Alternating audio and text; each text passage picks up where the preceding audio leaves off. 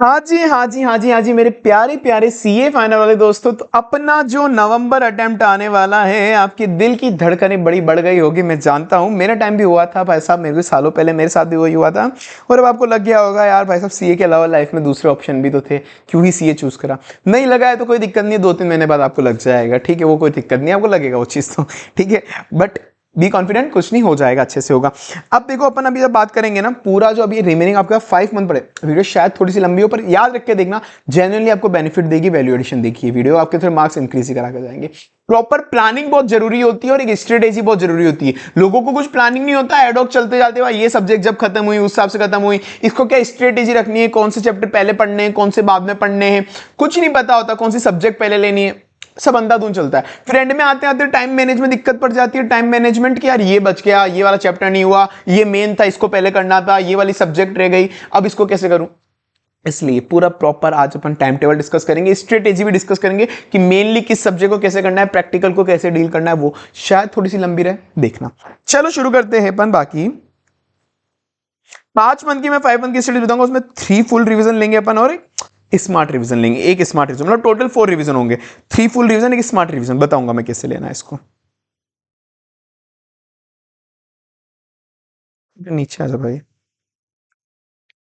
देखो, सबसे पहले तो ये मैंने तुमको शेड्यूल दिया है, पहले तो इसको भी छोड़ो, शेड्यूल को भी एक बार पहले, उसके पहले भाई बेसिक चीज इंश्योर करना, तुम अब पढ़ने बैठ रहे हो ना, तुम्हारा जो भी हो, आई होप आपकी मोस्टली क्लासेस खत्म हो गई होगी, बची होगी तो एक आधी क्लास बची होगी, उसको आप साथ साथ मैनेज करते रहना, साथ साथ जब पढ़ रहे हो बीच में 2-2, 3-3 घंटे निकाल के उसको मैनेज करते रहना, अगर एक आधी क्लास बाकी रही होगी मोस्टली, ठीक है ना। बाकी अगर आपकी अगर ज्यादा क्लासेस बाकी है तो आपको इवेल्युएट करना एक बार कि आप बहुत ग्रुप के लिए कंफर्टेबल हो या नहीं। वैसे आजकल बहुत ग्रुप के लिए कंफर्टेबल, क्योंकि मेन डीटी आईडीटी रह गई, आईबीएस के अंदर आप वैसे भी जाओगे तो आपकी सब कुछ पढ़ा हुआ ही है ना ऑलरेडी, तो एक डीटी आईडीटी है, तो मोस्टली आप बहुत ग्रुप के लिए जाने की कोशिश कर सकते हो, बट फिर भी आपको खुद को इवेल्युएट करना पड़ेगा ये चीज़ तो, कि आप कितने कंफर्टेबल हो। फर्स्ट सजेशन, आपकी लगभग सारी क्लासेस अगर हो चुकी है, लगभग ऑल क्लासेस हो चुकी है आपकी, एक आधी सब्जेक्ट की क्लास बाकी है, चलेगा, कोई दिक्कत नहीं, एक आधी आप साथ साथ में मैनेज करते रहो, चल जाएगा, ठीक है ना। अब मेन चीज, आपको जितने भी कॉन्सेप्ट नोट्स, आपके concept notes plus question bank वगैरह सब समराइज करके एक फाइनल बंच उठा लो कि सर अब इसके अलावा हमको और कुछ भी नहीं पढ़ना है। अब आपको इधर उधर बिखरना नहीं है सर कि ये पढ़ना है, ये पढ़ना है, वो पढ़ना है। तुमको आप अगर 3 बुक अलग अलग ऑथर की पढ़ रहे हो कि ये चैप्टर इससे, ये चैप्टर इससे, ये चैप्टर इससे, तो प्रॉपर टिक मार्क करके समराइज कर लो कि ये चैप्टर इससे पढ़ना है, ये इससे करना है, इससे करना है। अलग अलग जगह घूमना नहीं है कि अब ये चैप्टर हमको नहीं यार इससे पढ़े उससे पढ़ो, नहीं, सब कुछ प्रॉपर समराइज कर लो। एक दिन चाहे पूरा इसके लिए लगे, तुम लगाओ कॉन्सेप्ट और क्वेश्चन बैंक, मतलब जो भी तुम्हारे नोट्स है प्रॉपर समराइज वे में एक तरफ से लाओ कि अब यही पढ़ना है, फोटोकॉपीज करानी है, प्रिंट निकलाने, जो कराने। मैंने भी अपने शायद 2 दिन सी फाइनल एग्जाम पे किए और इसी में दिए थे कि सारे नोट्स वगैरह जो प्रिंट आउट टेलीग्राम से उठाने, जो जहाँ से उठाना, सब समराइज करने में लगाए थे। एक बार उठा लो, बार बार अपन को नोट्स वगैरह में इधर उधर नहीं भटकना है। सबसे फर्स्ट मेरा ये वाला पॉइंट जाएगा। उसके बाद पहले मैं बताऊंगा तुमको, ये टाइम टेबल बताऊंगा, उसके अलावा मेन मेरे को कुछ स्ट्रेटेजी डिस्कस करनी है, किस सब्जेक्ट को जनरली कैसे डील करना है, क्या चैप्टर्स पहले लेने हैं, क्या बाद में लेने, उस पर जाएंगे, ठीक है ना। तो पहले एक बार मैं नॉर्मल बता देता हूँ ये तुमको।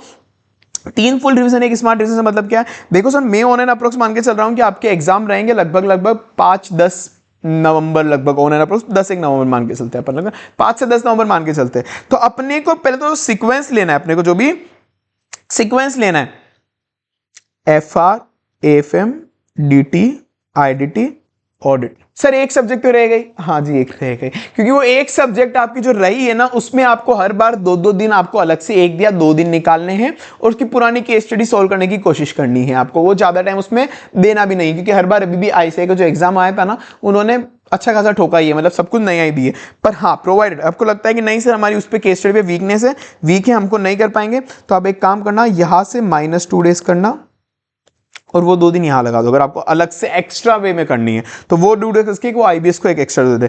यहां से भी आपको वापस से 1.5 डेज, अब यहाँ पे आपको कितने हटाने हैं, 1.5 डेज हटाने हैं, और वो इधर देना है। लास्ट रिवीजन में तो मैक्सिमम, थर्ड रिवीजन में मैक्सिमम आप 1 डे हटा देना और वो इधर देना। आप चाहो तो वो एक IBS में दे सकते हो, मतलब ये मैं आपके हिसाब से बता रहा हूँ। बाकी मैं तुम्हारी जगह होता शायद मैं कम टाइम ही देता अब IBS को, क्योंकि मुझे पता है कि जब ऐसे नई स्टडी पूछेगी तो क्या यहाँ एक बार प्रैक्टिस के लिए ऑफकोर्स करना ही है, वो नहीं, पर वो इन के साथ साथ निपटाता। मैं बीच बीच में जब टाइम मिलता, जब मुझे टाइम मिलता ना बीच बीच में, मैं जब IBS खोल के बैठता। तुमको सबसे पहले आवर्स कितना पढ़ना है, भाई साहब स्टार्ट करो, सीटिंग कैपेसिटी अच्छी बनाओ। पूरी की पूरी इफिशिएंसी अभी नहीं आएगी, मैं जानता हूं। तुम अगर अभी 15 घंटे, मतलब 15 बहुत ज्यादा बोल गया मैं अभी, हालांकि अगर तुम 14 घंटे ही बैठोगे तुम्हारी इफिशिएंसी 8 से 10 घंटे की आनी है अभी इफिशिएंटली। पर अगर मैं तुमको इफिशिएंटली बात करूं, अभी तुम 10 से 12 घंटे तो मिनिमम पढ़ना शुरू हो जाओ। इतनी इफिशिएंसी तुमको निकालनी, इतनी इफिशिएंसी निकालनी है। स्लीप साइकिल मत बिगाड़ना। स्लीप साइकिल अब तुम्हारा शेड्यूल साइकिल लो कि चाहे तुम रात को सोते हो, मतलब रात को पढ़ते हो तो रात को पढ़ो, सुबह पढ़ते हो तो सुबह पढ़ो, उससे मुझे कोई फर्क नहीं, मतलब उससे तुमको फर्क नहीं पड़ना चाहिए। पर एक फिक्स कर लो कि या तो रात को तो रात के, सुबह तो सुबह, मतलब लेट नाइट तक पढ़ना है, अर्ली मॉर्निंग पढ़ना है। स्लीप शेड्यूल बार बार बिगाड़ना मत, बॉडी खराब हो जाती है, फिर दिमाग नहीं चलता है। जनरली मेरे साथ 1-2 बार हो चुका था ये, इसलिए बहुत बेसिक एडवाइस है, पर तुम्हारे काम की रहेगी ये वाली। सोना कितना है सर? 6 to 7 hours. अब सो आप आराम से, मतलब इससे कम तो मत करना, 7 आवर्स ले सकते हो, 6 आवर्स तो मिनिमम है। 6 to 7 आवर्स हो, मतलब नींद के साथ कॉम्प्रोमाइज करना। बीच बीच में पढ़ते पढ़ते स्मॉल नैप लेते रहना, आप 15-15 मिनट के 2-3 नैप आप पूरे दिन भर में लेते रहना।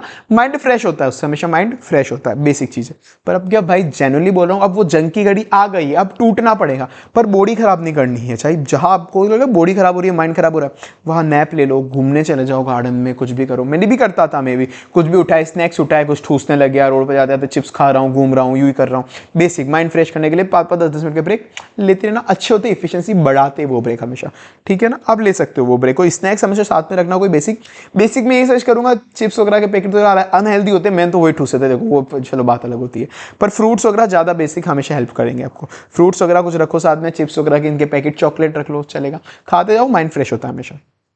अब पहले आपको जो फर्स्ट डिवीजन लेना है ना, 3 डिवीजन पहले मैंने ये दिए। अब 3 डिवीजन में पहले एफआर लेनी, फिर एफएम, फिर डीटी, फिर आईडीटी, फिर ऑडिट, और लास्ट में जो बचेगा फिर आईबीएस ले लेना आपका। ये मैंने आपको एक अलग से दे दिया आईबीएस के लिए, 1-2 दिन अलग से, इसके अंदर 1.5 दिन अलग से, इसके अंदर 1 दिन आपको अलग से लेना हो तो ले लेना, वरना आप इनके साथ साथ भी आईबीएस निपटाने की कोशिश करो तो हो सकता है वैसे, ठीक है ना। वो क्योंकि आपको बेसिक एक बार पढ़ा हुआ है ना क्लासेस, अब तो रिविजन चल रहा है, तो ऐसा तो नहीं है कि आईबीएस की जो कॉन्सेप्ट है वो नहीं आते, आपको ऑलरेडी पढ़ा हुआ तो है। पर ठीक है, आपको दे दिया, आपको जो जमे वो चाहिए। एफआर पहले उठाना, एफएम, डीटी, आईडीटी, यही सीक्वेंस रखना, इसके अलावा सीक्वेंस में मत हिलना। एफआर का पहला पेपर होगा, एफएम का सेकंड पेपर होगा, फिर सर थर्ड तो ऑडिट का होगा, पर ऑडिट मैंने लास्ट में इसलिए रखा क्योंकि सीक्वेंस वाइज, अभी जो आप सीक्वेंस करोगे ना एग्जाम टाइम पे, जब आप लास्ट डे रिविजन लोगे, माइंड को पता रहेगा कि अच्छा अभी बंदा ये सब्जेक्ट पढ़ रहा है, अगला सब्जेक्ट वो उठाएगा, अगला सब्जेक्ट वो उठाएगा, माइंड को रहेगा वो पता, हमेशा रहता है बैक माइंड कहीं ना कहीं, तो आपको कहीं ना कहीं वो फायदा देगा। साथ में एफआर, एफएम वगैरह प्रैक्टिकल सब्जेक्ट है, लॉन्ग टर्म तक याद रहती है। ऑडिट लास्ट में लिया, कुछ बोलने की जरूरत ही नहीं है, जितना लेट पढ़ोगे उतना एंड तक याद रहेगा, जितनी बार पढ़ोगे उतनी बार पढ़ना पड़ेगा ऑडिट, तो साथ में जितना एंड तक रोकोगे उतना बार बार उसको पढ़ना पड़ेगा कि ऑडिट में फिर मतलब याद रहेगा एंड तक जा जाके, ठीक है ना। फिर डीटी, आईडीटी, उस हिसाब से सीक्वेंस यही रखना, मेरे हिसाब से बेस्ट सीक्वेंस है, मैंने भी यही फॉलो करा था मेरे टाइम के ऊपर। टाइम मैंने दे दिया फर्स्ट टाइम रिविजन में, इसको 18 दिन, इसको 15 दिन, इसको 10 दिन, इसको 8 दिन, इसको 12 दिन, ये मैंने आइडियल डेज दिए, ठीक है, कि मेरे हिसाब से जनरली इतने लगने चाहिए थे। पर अब तुमको ना, जैसे ऑडिट मैंने 12 दे दिए, अब यहाँ पे शायद हो सकता है किसी को 12 की जरूरत नहीं हो, एफए में 15 दी, शायद ना, डिपेंड तुमको, तो थोड़ा बहुत तुमको हिलाना पड़ेगा, तुम्हारा वीक एरियाज कौन सी सब्जेक्ट है, तुम्हारा अच्छा कौन सा है, तो मैंने एक आइडियल दे दिया ताकि तुमको आइडिया रहे। बच्चे क्या एडॉक चलते, क्योंकि कुछ पता नहीं, बस आज पढ़ना शुरू हुआ, जिस दिन खत्म होगा उस दिन देख लेंगे। मालिक, मेरे दोस्तों के साथ हुआ हुआ है, बहुत से बच्चों के साथ हुआ हुआ है, डूब जाते वो, मत करना ऐसा। प्रॉपर एक शेड्यूल लेके चलो, एक आइडिया दे दिया, इसके साथ तुम तुम्हारा फ्रेम भी कर सकते हो, कोई दिक्कत नहीं है। सेकंड में फिर मैंने डेज हिसाब से कम कर दिया, थर्ड रिविजन में डेज हिसाब से कम कर दिए। तो अगर मैं मानूं 1 जून से तुम स्टार्ट कर रहे हो पढ़ाई, तो अगर एक तरह से तो 3 अगस्त तक तुम्हारा फर्स्ट रिविजन हो गया, सेकंड तक 20 सितंबर हो गया, और 21 सर एक गंदी चीज और है हमारे साथ, तो आपने वो गिनी नहीं सर। हमारा लो एससीएमपी है ना, उसको ना हमको करना है, उसको हमको वो स्पॉम वाले पेपर देने हैं। मैक्सिमम बच्चे में जितने मेरे को जितनों से बात हुई, बहुत से ने पहले निपटा दिया अभी उसको, मतलब क्योंकि डेट आई, बहुत से ने निपटा दी, पर अभी बहुत से बाकी है, मानता हूँ, ठीक है। उसके लिए क्या करना है आपको, 2 केस देता हूँ। अब आप पूरा पढ़ोगे 10-12 घंटे, उसके बाद 1-2 घंटे और निकाल सकते हो, या फिर एक सब्जेक्ट से बोर हो जाओ, तो इसके साथ साथ 1-1, 2-2 घंटे आप हमेशा लो, निपटा दो। पर नहीं सर, क्योंकि ये एक बार आप जो बच्चे हो ना, मुझे पता है आपने लो एंड एसएमपी ऑलरेडी पढ़ चुके हो, आप वो बच्चे हो जिसने आपने लो एंड एसएमपी ऑलरेडी पढ़ चुके हो, आपके लिए नई सब्जेक्ट नहीं, आप ऑलरेडी पढ़ चुके हो, मैक्सिमम वही बच्चे होंगे आप अभी, ठीक है। तो आपको आता है, आपको केवल रिविजन की जरूरत है। यूट्यूब से क्लासेस उठाओ, कोई सी रिविजन उठाओ, पढ़ो, एक बार देख आओ पेपर, ठीक है ना। आपको ज्यादा टाइम डिवोट नहीं करना, ठीक है ना, मतलब ठीक ठाक टाइम डिवोट करो, या तो इनके साथ साथ 1-1, 2-2, 3-3 घंटे देते रहो, नहीं तो 2-1 दिन अलग से निकालो और 2-2 दिन करके इसको खत्म करो, 2-2 दिन करके इसको खत्म करो, निपटा दो, ठीक है ना, और उसका पेपर दे के आ जाओ। तो इसको बाकी आप जनरली इसके लिए अलग रख सकते हो। बाकी आपको जैसे एडजस्ट करना है, क्योंकि अगर आपको लग रहा है नहीं हमारे लो एंड एसएमपी वीक है, फिर आपको इनके बीच में कहीं ना कहीं आपका टाइम टेबल एडजस्ट करना पड़ेगा आपको। तो डेज पर अभी से प्लानिंग प्रॉपर होनी चाहिए। एक आइडियल शेड्यूल मैंने तुमको दे दिया। 21 अक्टूबर को ये खत्म हो गया, अपना लास्ट खत्म हो गया। उसके बाद मैंने कुछ और गैप दिए, तुम यहाँ पे भी कम कर सकते हो। जैसे इसको 2 दिन को 1 दिन बना सकते हो, तुमको थोड़ा बहुत तुमको देखना है। 3 रिवीजन ऊपर हो गए। 4th रिवीजन एक स्मार्ट रिवीजन, जहां पे 100% रिवीजन अब नहीं हो सकता। अब अपन को एक मेन बेसिक रिवीजन करना है, जहां पे अपन बार बार वीक एरियाज होते हैं। मेनली होता है एएफएम। एएफएम ऐसा होता है क्योंकि एफआर भी होता है, जो प्रैक्टिकल सब्जेक्ट्स में हाथ से करते वक्त बहुत गलतियां करते हैं अपन, मुझे पता है। तो एएफएम के अंदर ना हाथ से अब आपको 1 या 2 दिन जो आपको लगे, जितने भी चैप्टर के इंपॉर्टेंट क्वेश्चन आपने टिक मारे हुए हैं या किसी टीचर ने आपको दिए हैं, उनको उठाओ, उनको हाथ से सॉल्व करो। सारे ऐसे नहीं कि सब एक जगह से, जो आपको लगता है कि नहीं ये कुछ बेसिक क्वेश्चन है हाथ से सॉल्व करने ही पड़ेंगे, मेरी बार बार इधर गलतियां हो रही है, वो 1 दिन अब आपको ये वाला रिवाइज करना है, 1 या 2 दिन। साथ में जो एएफएम की थ्योरी होती है वो भी उस दिन रिवाइज करनी है। थ्योरी भी अच्छे मार्क्स देती है एएफएम के अंदर, तो थ्योरी भी रिवाइज करनी है। तो 4th रिवीजन में एक स्मार्ट रिवीजन लेना है, जिसमें एएफएम के मेन क्वेश्चन, इंपॉर्टेंट क्वेश्चन हाथ से करने, जो चैप्टर आपको लग रहे हैं, और थ्योरी आपको रिवाइज करनी है। फिर उसके बाद एक और जो मेरे लिए कष्टदायक होता था, जीएसटी बहुत अच्छे से हो जाता है, कस्टम एफटीपी समझ में आ जाता है, कोई दिक्कत नहीं, पर इनमें क्या कुछ चीजें याद करनी पड़ जाती है कस्टम एफटीपी में। एक दिन कस्टम एफटीपी को अलग से दो, क्योंकि उसके बाद क्या रहेगा, आपके पास 1.5 डेज रिवीजन रहेगा। तो जो एरिया आपको हार्ड लगता है ना, वो एरिया जस्ट एग्जाम के पहले, क्योंकि अब तो एग्जाम ही है ना, अब तो एग्जाम ही है, तो जस्ट एग्जाम के पहले 1.5 डेज के पहले भी जब आपको टाइम मिला, जो एरिया आपको हार्ड लगता है वो कर लो। मेरे केस के अंदर एफएम के टॉप क्वेश्चन मैंने सॉल्व करे थे, मैं भी यही सजेस्ट करूंगा। कस्टम एफटी मैंने 1 दिन दिया था, ऑडिट को वापस 2 या 3 दिन जो तुमको लगे। अगर 2 डेज कर सकते हो, यहाँ पे एक काम करो, ऑडिट को 2 डेज कर दो, इसको 1 दिन कर दो, तो तुम्हारा जो ये वाला है ना लो एंड एसएमपी, वो भी तुम इधर से मैनेज कर पाओगे। इस तरह से तुम मैनेज कर सकते हो। ऑडिट 2 दिन में हो जानी चाहिए अब, क्योंकि तुमको 1.5 डेज में तो एग्जाम टाइम पे करना है भाई, और ये भी 1 दिन तुम्हारा काफी है एफएम के मेन क्वेश्चन और इसके लिए। तो इसके लिए अब ये टाइम तुम चाहो तो स्पोम को डिवोट कर दो, जो तुमको लगे। अब ये मैंने तुमको आइडिया दे दिया एक तरह से, ठीक है ना, जो तुमको लगे। बीच में थोड़ा रिवाइज करते रहना इस शेड्यूल को, जो तुम्हारा है इस तरह से। इसके साथ तुमको और कुछ भी हार्ड लगता हो ना, डीटी के अंदर कोई चैप्टर, आईडीटी के अंदर कोई चैप्टर, वो भी इधर छोड़ दो, कि एग्जाम की 1.5 डेज पे तुम उधर उलझने नहीं चाहिए कि 1.5 डेज में तुम कस्टम एफटीपी में उलझ गए, डीटी के कोई स्पेसिफिक चैप्टर में उलझ गए, नहीं, उस वक्त टाइम नहीं होगा। तो जस्ट एग्जाम के पहले करके चलो अच्छे से, तो 1.5 डेज में वो फटाफट हो जाएगा। इसलिए ये 4th रिवीजन एक स्मार्ट रिवीजन होगा, इसमें अपना अच्छा खासा। सर इसमें एफआर क्यों नहीं कवर करा, क्योंकि अब अपन को एफआर ही पढ़ना है। अब एफआर के लिए तो अपन ने 7-8 दिन अलग से दिए। एफआर का एग्जाम के पहले 7-8 दिन अलग से अपन देंगे, कि 7-8 दिन में अपन उसमें एक आधा एमटीपी भी कर लेंगे, मॉक टेस्ट पेपर भी कर लेंगे, हाथ से थोड़े बहुत क्वेश्चन भी कर लेंगे, अच्छे से कर लेंगे। 7-8 दिन काफी हो एफआर के लिए, तो इसलिए एफआर मैंने अब कर लो। तो एफआर 4th रिवीजन में करने की जरूरत है नहीं, क्योंकि एफआर फर्स्ट पेपर है, अपन अच्छा खासा टाइम वैसे भी डिवोट करेंगे टाइम उस पर, और अच्छा खासा टाइम डिवोट करना है एफआर के ऊपर। फर्स्ट पेपर है, बूस्ट करके जाएगा कॉन्फिडेंस तुम्हारा। हाँ, मुझे मेन चीजें कुछ बतानी थी। आप जो अभी स्टार्टिंग फर्स्ट रिवीजन करोगे ना, उसी से क्वेश्चन सिलेक्शन शुरू कर देना, फिल्टर करना शुरू होना। First revision, second revision, third revision, fourth smart revision में छोड़ो, थर्ड तक ही तुम मान लो। फर्स्ट रिवीजन में तुमने एक किसी चैप्टर में 50 क्वेश्चन थे, उसमें 25 कर दो। सेकंड रिवीजन में 25 को लाके 20 पटक दो। थर्ड रिवीजन में 20 को लाके तुम 15 पटक दो। इस तरह मतलब जो भी जमे, उस हिसाब से तुमको क्वेश्चन फिल्ट्रेशन अभी शुरू करना पड़ेगा। सर फिल्टर कैसे पढ़े, हमको तो कुछ समझ ही नहीं आता। अरे भाई फर्स्ट रिवीजन में तो फिल्टर इतना ईजी हो जाता है ना, मतलब कुछ चैप्टर तुमको क्या मैक्सिमम क्वेश्चन रिपीटेटिव होते हैं, कि ये सेम टाइप का क्वेश्चन वापस, सेम टाइप का क्वेश्चन वापस, कट करो उनको कि सेम टाइप का वापस क्यों करेंगे। पर कुछ कुछ ऐसे होते हैं, जो सेकंड पॉइंट है, ये वाला सेकंड पॉइंट है, कि अब कुछ क्वेश्चन कैसे स्पेसिफिक मैं कैसे फिल्टर करता था। जैसे मान लो एफआर है, एफआर के अंदर सीएफएस का इंडेक्स 103-110 का क्वेश्चन है। फर्स्ट क्वेश्चन ये है, सेकंड क्वेश्चन ये है, थर्ड क्वेश्चन ये है, तीनों सीएफएस के क्वेश्चन है, मुझे तीनों में पी&एल बैलेंस शीट बनाना है। फर्स्ट मैंने कर लिया पूरा, ठीक है। सेकंड भी लगभग सेम ही था, बस इसमें एक नया एडजस्टमेंट था, कि कोई डिविडेंड का एडजस्टमेंट था, किसी ने असेट ट्रांसफर करी, मतलब कोई एक आधा ही नया एडजस्टमेंट था, बाकी सेम टू सेम क्वेश्चन था। तो मैं इस पे कट मार देता था सेकंड पे, और केवल ये 2 एडजस्टमेंट सेलेक्ट कर लेता था, और इस पे मैं ऊपर लिख देता था कि ये 2 एडजस्टमेंट नए हैं, बाकी पूरा क्वेश्चन सेम है। और ऊपर ही मैं तो ऊपर ही लिख देता था कि ये डिविडेंड का ऐसा ऐसा ट्रीटमेंट होगा, स्टॉक का ऐसा ऐसा ट्रीटमेंट होगा, एक इफेक्ट एनसीआई में देना है, नॉन कंट्रोलिंग इंटरेस्ट में एक इफेक्ट इधर देना है। तो मैं तो ऐसा ही कर देता। तो मैंने फर्स्ट क्वेश्चन कर लिया, सेकंड वाला मुझे बस फटाफट से रीड मारना है कि हाँ इसका ये एडजस्टमेंट नया, इसका ये ट्रीटमेंट है, ये नया, इसका ये ट्रीटमेंट होना, ताकि मेरा टाइम वेस्ट ना हो। सेकंड मैंने फटाफट देखा और पलट दिया, पेज पलट दिया, काम खत्म। मैं ऐसा करता था। थर्ड के अंदर भी कुछ नया है, वो टिक मार लो, वो टिक मार लो। और कुछ तो ऐसे बेसिक क्वेश्चन होते हैं जो आपके कॉन्सेप्ट पढ़ के ही हो जाएंगे, तो फर्स्ट रिवीजन में करना, फिर उसको क्रॉस मार देना, सेकंड में करने की जरूरत नहीं। तो क्वेश्चन फिल्ट्रेशन धीरे धीरे शुरू करो, एंड में वरना तुमको क्वेश्चन सिलेक्शन नहीं हो पाएगा। टीचर जनरली दे देते हैं इंपॉर्टेंट क्वेश्चन की लिस्ट, मैं भी दे दूंगा कुछ कुछ क्वेश्चन की इंपॉर्टेंट, मेनली उनको चाहिए होती है तुम लोगों को प्रैक्टिकल सब्जेक्ट में, मैं दे दूंगा, कोशिश करूंगा दे दूंगा, ठीक है ना। टेलीग्राम चैनल ज्वाइन कर लेना, दे दूंगा, यूट्यूब चैनल पर सब्सक्राइब कर लेना। पर वो मेरे हिसाब से होगी जो मुझे लगता है इंपॉर्टेंस है एग्जाम में आते हैं। पर बच्चा तुम्हारा कहाँ वीक है भाई, तुमको ये देखना है ना बच्चों को कि तुम कहाँ पे वीक हो, तुम्हारे लिए वो इंपॉर्टेंट है एक तरह से। तो बच्चों की इंपॉर्टेंट लिस्ट ज्यादा हमेशा अच्छी होती है। ये हो गया। तो इंपॉर्टेंट थ्योरी मार्क है।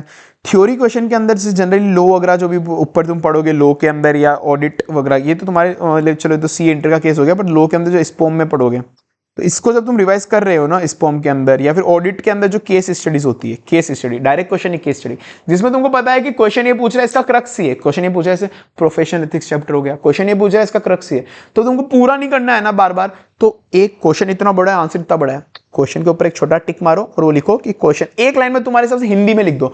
एक दो बार तो पढ़ना क्योंकि लैंग्वेज थोड़ी बहुत वो लिखनी है, पर बार बार नहीं पढ़ना क्योंकि वो तो केस स्टडी है। क्वेश्चन ये पूछ रहा है और इसका आंसर ये होगा, बस खत्म। तुम्हारी हिंदी लैंग्वेज में लिख दो ताकि तुम्हारा क्वेश्चन वो फिल्टर हो चुका है, अब तुमको केवल एक लाइन पढ़नी है, क्वेश्चन हो जाएगा। वरना टाइम नहीं कंज्यूम होना चाहिए, अगली बार करने में टाइम कंज्यूम ना हो, इसीलिए सारे क्वेश्चन 100% हाथ से करना पॉसिबल नहीं हो पाता। कोई बच्चे हाथ से करने बैठ जाते सारे क्वेश्चन, भाई टाइम पूरा खत्म हो जाएगा, सीए फाइनल है, इतना नहीं हो पाएगा। जहां तुमको इंपॉर्टेंट लग रहा हो कि एक आधा क्वेश्चन हाथ से करना है, बीच बीच में एक आधा एक दो क्वेश्चन हाथ से हर एक चैप्टर कर लो, बाकी कोई दिक्कत नहीं है, हाथ से इतने नहीं हो पाएगा। फिर उसके बाद हर एक सब्जेक्ट होने के बाद एक मॉक टेस्ट पेपर दे दो, खरीद के देना जरूरी नहीं है कि किसी टेस्ट सीरीज लो, कोई जरूरी नहीं है।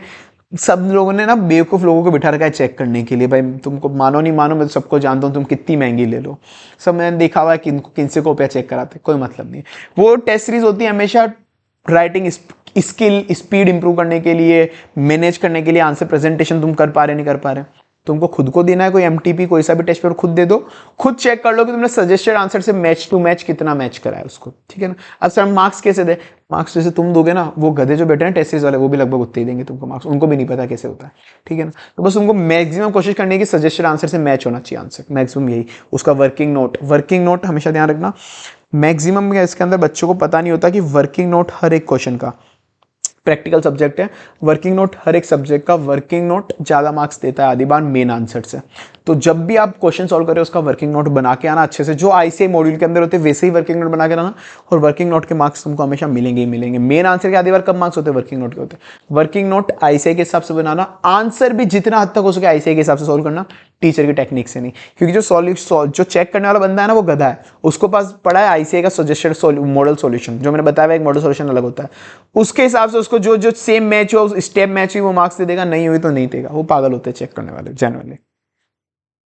कुछ क्वेश्चन हाथ से कर लेना, बाकी एमटी पे लिखना। अब जनरली मैं तुमको बात करना चाहूंगा मेनली एफआर और एसएफएम के केस के अंदर, जैसे बाकी तुम तुम्हारे हिसाब से देख सकते हो। जैसे मैं क्या करता हूँ, तो मैं मेरा केस बता रहा हूँ तुमको कि पहले मैं वो लेता था जो मेजर पोर्शन, पेरेटो एनालिसिस पढ़ा 80-20 वाला रूल, पेरेटो एनालिसिस वाला। तो मैं क्या करता था, मैं मेजर बर्डन हमेशा मेरे दिमाग से पहले हटाना चाहता था। एफआर शुरू कर रहा हूँ, एफआर के अंदर जो मेजर इंडेज है ना, मुझे पहले वो निपटाने, जो बड़े बड़े जो मेरे को दुखदाई लगते हैं कि यार ये बड़े एक बार निपटाओ इसको। मैं उठाता था इंडेज 109, पूरा फाइनेंशियल इंस्ट्रूमेंट का जो भी था पूरा वो खत्म करा, एफआई खत्म करा। इंडेज 103, 110 जो भी सीएफएस का था, बिजनेस कॉम्बिनेशन का था, वो उठा लेता था।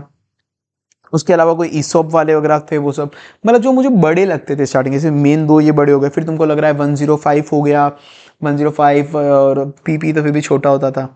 ऐसे जो भी बड़े वाले इंडेज है वो पहले वो उठा लो। मैं इसके लिए चलो सेपरेट वीडियो और ले आऊंगा एक, मैं तुमको एक अलग से स्ट्रेटेजी बता दूंगा, यूट्यूब चैनल सब्सक्राइब कर लेना याद से, वो मैं तुमको सेपरेट स्ट्रेटेजी सारे सब्जेक्ट के लिए बता दूंगा, ठीक है, कि पहले मैं कौन सा लेता था और क्या लेना चाहिए वो। कि पर जनरली एक बड़ा बर्डन 101, 103, 109, 103, ये बड़ा बर्डन जब दिमाग से क्लियर हो गया ना, अब मुझे रिलीफ फील होता था कि मेरा मेजर पोर्शन हो गया। अब नाम के इंडेज बचे, फटाफट निपटा, नाम के इंडेक्स बचे। ईपीएस वाला भी थोड़ा बड़ा होता था, माना वो कम वेटेज वाला, ईपीएस माना कम वेटेज वाला, पर थोड़ा बड़ा तो है ना वो। अब वही एम्प्लॉय बेनिफिट शायद इंडेक्स 19 बड़ा है, थोड़ा कंपेरेटिवली कम इंपॉर्टेंट बड़ा है, पर वो बड़े अभी तुमको वापिस एबीसी एनालिसिस करने की गलतियां मत करना। आईसीआई एमसीक्यूज भी पूछ रहा है आजकल, जो तुम सी कैटेगरी मानते हो आईसीआई उसको ए कैटेगरी बना देता है, एमसीक्यू पूछ के उससे ठुक जाती है। और वहां पे लोग आए थे एबीसी एनालिसिस करके अपना रिव्यू देने के, देखो हमने एबीसी एनालिसिस करा उसी हिसाब से पेपर आया। छोड़ो यार, मैं नहीं बोल सकता, तो बच्चों से पूछना जिन्होंने पेपर दिया, हालांकि है ना। और आधी बार एमसीक्यू पेपर कुछ आ रहा है आजकल बाहर, हालांकि नहीं आते वो, तो पता पड़ जाएगा तुमको कहाँ ठुक जाती है, बच्चों की ठुक जाती है, ये भी सेंस मत करना। पर फिर भी तुमको कंपेरेटिवली कम इंपॉर्टेंट है, पर बड़ा है ना, एक बार निपटा लो। अभी तो फर्स्ट रिवीजन, अभी कौन सा एबीसी एनालिसिस, अभी तो अच्छे से करो। वो एग्जाम टाइम पे देखना, जब कम टाइम हो तब कुछ स्किप करना है तो तब देख लेना, ठीक है।